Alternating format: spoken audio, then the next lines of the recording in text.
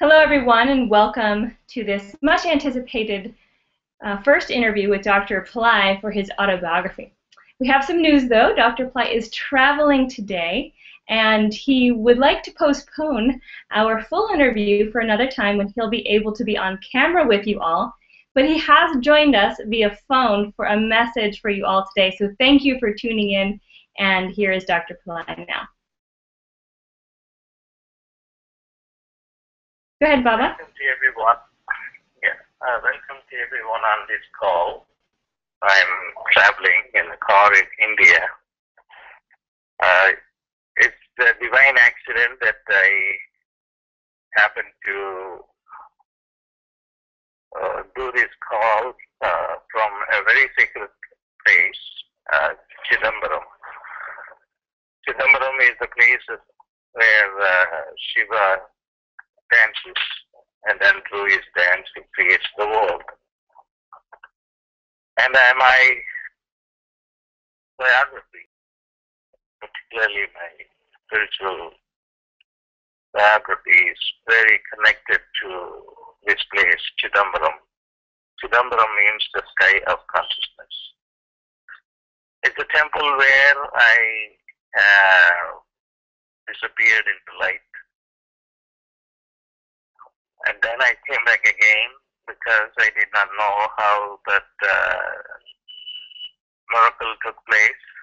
I wanted an explanation for that. So I was given another lifetime to find out the nitty-gritties, the dynamics of the physical body turning into light. How does that happen? So I was just not satisfied with the miracle that Shiva did for me, because I just wanted to know how this is possible so that others can also do that. So in the next lifetime, I became so sophisticated in that lifetime to know how matter can become light.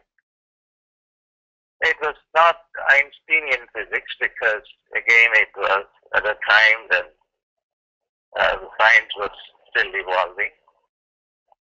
So but I did that as best as I can, using the terminology and ideology that were available during the 19th century. So I would talk about all this in detail when I have another global hangout, but then I will say a few things that's very relevant. I have turned away from doing personal things like this. The reason why I changed my name from Dattatreya, Shiva Baba, Guruji, or Shiva Baba, or Guruji, all these are spiritual names I have had, more of the Guru type. And the reason being that I just wanted to be more relevant for contemporary time. So I do not want to be only for a few people who are spiritual and want to follow a guru. So about 3 years ago, roughly, I decided to have this identity change and started calling me as Dr. Bhaskaran Pillai. And of course, many of the people were disappointed who have been following me, because all that they have looked from me has been only spirituality and not intellectual stuff or popular science that I have been doing now. But I was very adamant Not because, I wanted to disappoint people. That was not my intention. But my intention was kind of the same as I had in my lifetime as Ramalingam. And I thought that I should really use more intellectual and scientific interpretation of the turning of the body into life. And that is very important to me.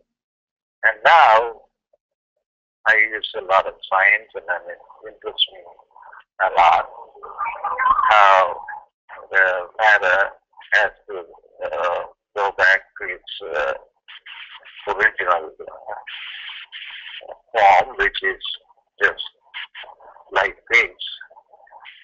And that is freedom.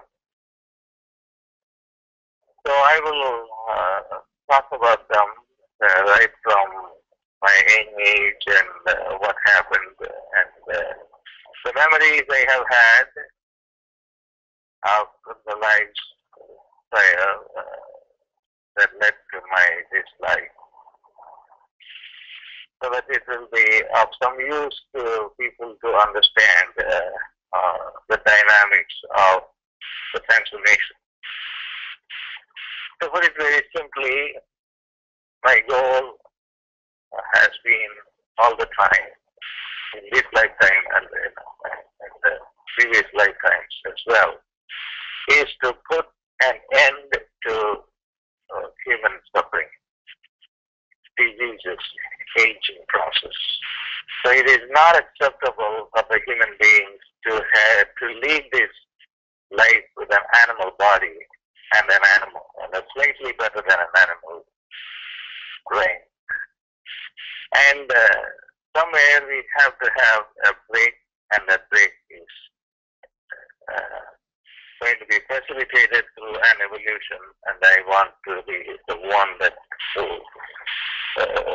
among other people, the one that facilitates the process of human evolution. Human evolution is very important. So what happens is we are not even aware of our own, despicable body and despicable mind. We want to celebrate that, and we have been celebrating that. Only a few people who are really very conscious are able to see why this is not acceptable, that every time when I'm gone and then subjected to old age, diseases, disappointments, and then die, and then the cycle continues. Birth after birth, birth followed by death, and death followed by birth. So this has to stop, and then the pain has to stop, the suffering has to stop, the aging has to stop. And then we all evolve into a new human race, and it will be, a race of angels. And that is the process that is available for all of us. And my autobiography is full of anecdotes of this process, of how I have been in my past life, being able to understand through the grace of Shiva. All these first, the one God that helped me to accomplish this was Shiva.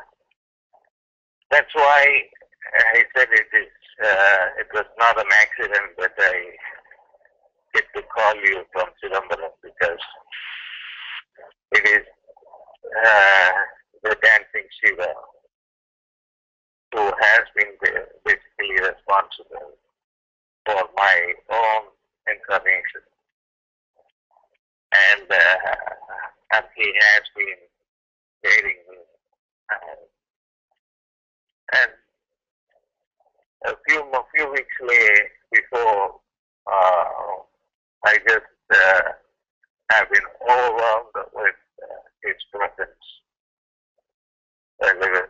now in India. I was in San Diego, and I spent several nights just in front of him. Just because I have a huge statue of him in San Diego. So I will stay in that room, and because of constant prayer and my connection with him, the whole room began to light up. And then when I asked people about what they are experiencing, they said, well, this room has just become a Kailash. A Kailash is the abode of Shiva. So the relating my spiritual autobiography is going to consist of how a human soul, through different technologies and efforts, can get closer to the divine, and then also eventually become the divine, bypassing the human flesh and blood into light particles, and that is the destiny for all of humanity. And that's going to be the orientation for the upcoming presentation that I will be